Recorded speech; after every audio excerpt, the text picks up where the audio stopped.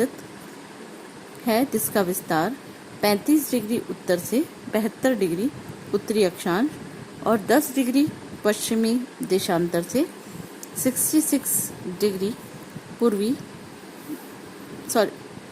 10 degree पश्चिमी देशांतर से 66 डिग्री पूर्वी देशांतर के मध्य पाया जाता है। इसका समस्त भौगोलिक क्षेत्रफल 10,534 हजार वर्ग किलोमीटर है। आकार की दृष्टि से सभी महाद्वीप में केवल ऑस्ट्रेलिया महाद्वीप ही इससे छोटा है। यूरोप उत्तर, पश्चिम और दक्षिण तीन ओर से सागरों से घिरा हुआ है, किंतु पूर्व में यह एशिया के स्थल से संयुक्त रूप से जुड़ा हुआ है। मानचित्र पर यह एशिया का ही एक प्रायद्वीपीय भाग दिखाई देता है। यूराल पर्वत, यूराल नदी यूरोप को एशिया से अलग करते हैं।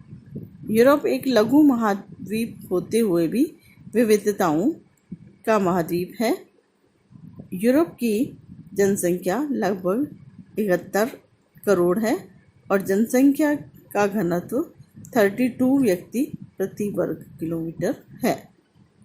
यूरोप महाद्वीप के उत्तर में बेरेंटस सागर, पश्चिम में अटलांटिक महासागर, दक्षिण में भूमध्य सागर स्थित है और इसकी पूर्वी सीमा यूराल और पर्वत और यूराल नदी और कैस्पियन सागर आदि से रेखा सीमांकित होती है।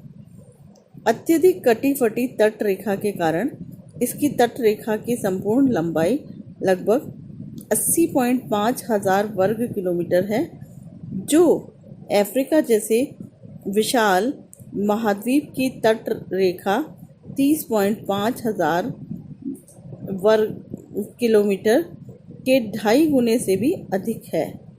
यूरोप महाद्वीप में अनेक खाड़ियाँ, अंतःस्थलीय सागर, प्रायद्वीप तथा द्वीप समूह आदि पाए जाते हैं। ब्रिटेन, आयरलैंड और आइसलैंड अपेक्षाकृत बड़े द्वीप हैं, जो उत्तरी यूरोप अथवा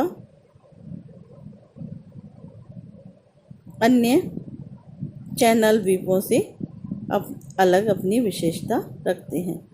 ब्रिटेन इसके अलावा जो अनेक छोटे छोटे द्वीप हैं, आर्कनीस, शैटलैंड, फेरोज, सिसिली, माल्टा, सार्डिनिया, कोर्सिका, क्रीट, चैनल द्वीप आदि है।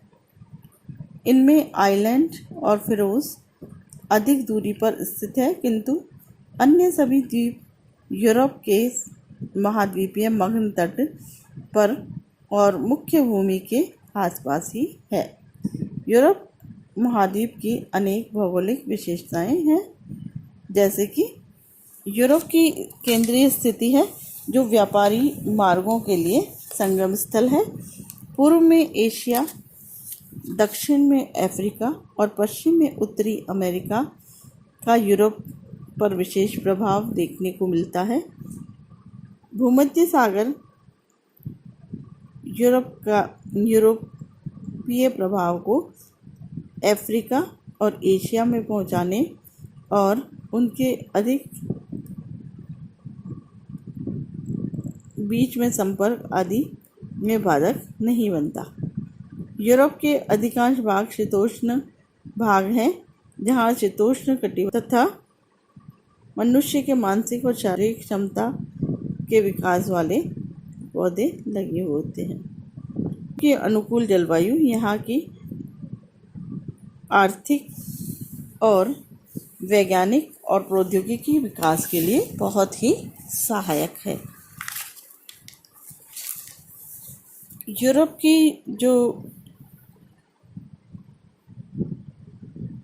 आंतरिक भूभाग के साथ साथ जो सागरीय तट रेखा है, वो लगभग 1500 किलोमीटर की है और इसमें एड्रियाटिक सागर, बाल्टिक सागर, एजियन सागर, काला सागर, आंतरिक सागर आदि के उदाहरण हैं। ये सारे आंतरिक सागर भू यूरोप में पाए जाते हैं।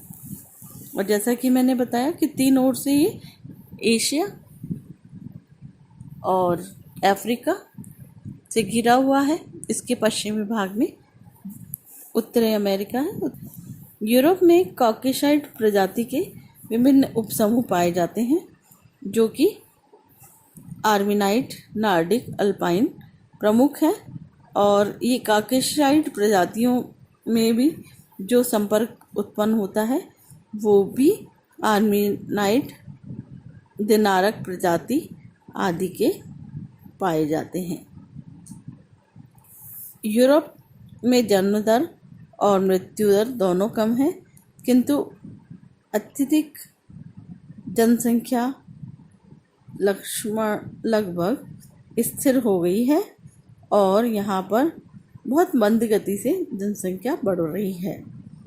यहाँ क्योंकि इसका मुख्य कारण है यहाँ पर नवीन शोधों और प्रौद्योगिकी ज्ञान का विकास, जनसंख्या संसाधन नियमन और उनके अंतर्राष्ट्रीय व्यापार को बढ़ाने जैसे विविध कार्यों को सम्मिलित किए जाते हैं। अब कल हम यूरोप के उच्चावच रिलीफ फीचर्स के बारे में विस्तार से अध्ययन करेंगे।